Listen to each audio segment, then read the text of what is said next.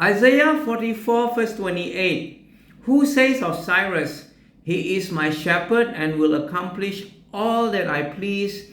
He will say of Jerusalem, let it be rebuilt, and of the temple, let its foundation be laid.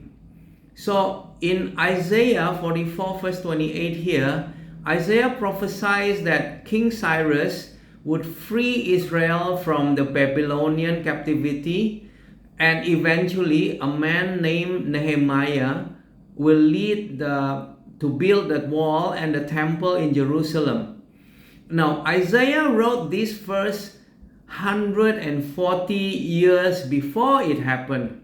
Among these captives that he released by King Cyrus was Daniel. We know who Daniel is. According to Josephus, a famous Jewish historian who lived in AD 37, Daniel was actually there and showed this verse to King Cyrus in the king's court. So from seeing this verse, King Cyrus freed the Jews and let them go back to Jerusalem.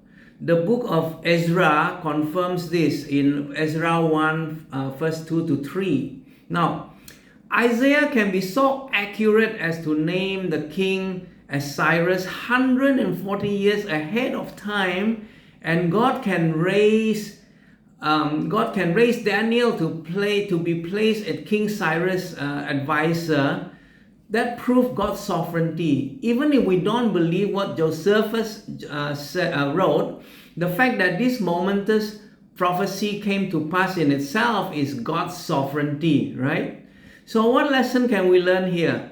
Trust the Bible. The Bible is the truth. Many prophecies have been fulfilled, and you will be blessed if you trust what the Bible says.